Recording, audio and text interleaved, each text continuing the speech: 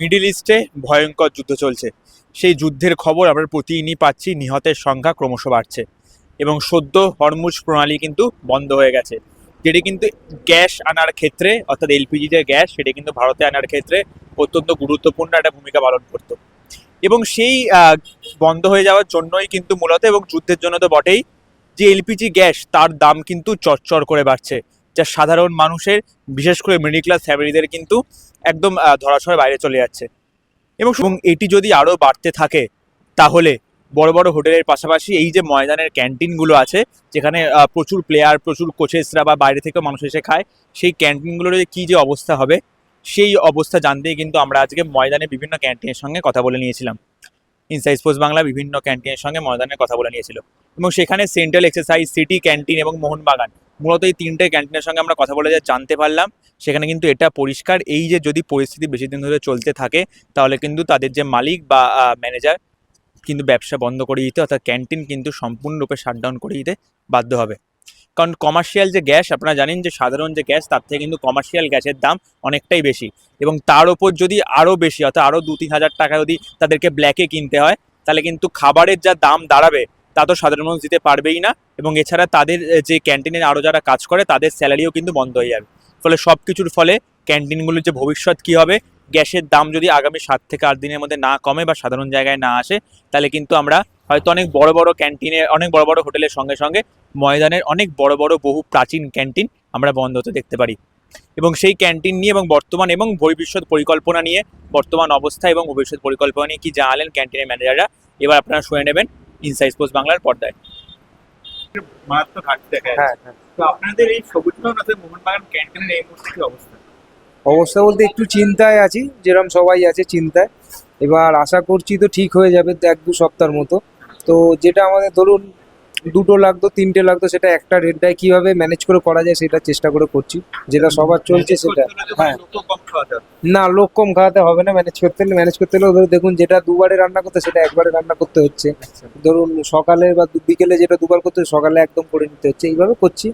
চাটাকে ধরুন করে ফ্লাক্সে রেখে দিতে হচ্ছে, এরকম কিছু যেটা কন্ট্রোলেবল ছোটোখাটো জিনিস, এছাড়া তার কিছু কন্ট্রোল করা যাবে না।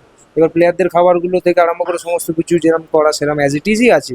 আপাতত আমাদের যে সাপ্লায়ার চেষ্টা করছে, সে তার উপর ভরসা করেই আমরা চলছি। সে যদি হাত তুলে দেয়, বন্ধ যেমন সবার হয় সেরকম আমাদের হয়ে যাবে। এই যে বন্ধ হলে যে হ্যাঁ, এইটা তো আমাদের ভাবনারই অতীত যে বন্ধ হয়ে যাবে, একমাত্র সেই করোনায় হয়েছিল তখন, এছাড়া তো আর কখনো হয়নি। আর যেন না হয়, সবকিছু ভালো হয়ে যায়, এটাই চাই।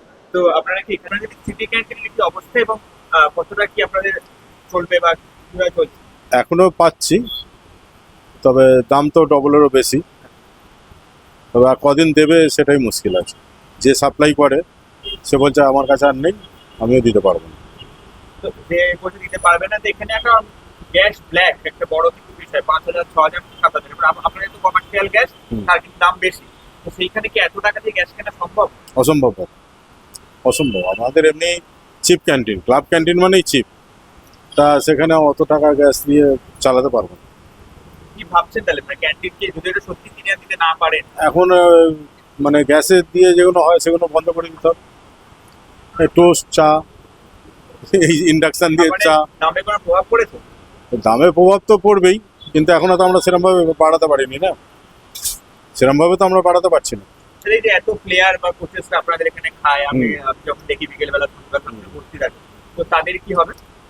এখন তাদের একটা আলোচনা করতে হবে কি করা যায়, তাছাড়া কিছু করার নেই। ওই প্যাকেট ফুড দিতে হবে, এখন যেমন T20 খেলাগুলো হচ্ছে ক্লাবে, তো প্যাকেট ফুড দিতে হবে। রান্না করে দেওয়া সেটা হবে না মনে হচ্ছে আগামী দিনে করতে পারবো না, যেন যতদিন না ঠিক হচ্ছে। এটা নিয়ে আপনাদের এই সেন্ট্রাল এক্সপ্রেস ক্যান্টিনে কি অবস্থা এই মুহূর্তে? এখন যেরকম মানে আগে হচ্ছে কি, এখন ব্ল্যাকে বেশি রেটে কিনতে হচ্ছে, এটা মানে ডবল পড়ে যাচ্ছে। তা ওই জন্যে আর আবার ওই কোম্পানিরা বলছে কি দাম রেট বাড়বে, আর রেট বাড়তে পারে। তো যতদিন দেখি চালাতে পারি চালাবো। এখন তো অনেক টাফ হয়ে যাচ্ছে যে। কারণ আমাদের কমার্শিয়াল গ্যাস কিন্তু এমনি বেশি দাম। হ্যাঁ, ও এখন যেটা কিনছি ওটা 3,000 টাকা একটা গ্যাস। তো ওটা আবার বলছে কি আর বাড়তে পারে। এখন তো আপনাদের কি খাবারের দাম বাড়তে পারে?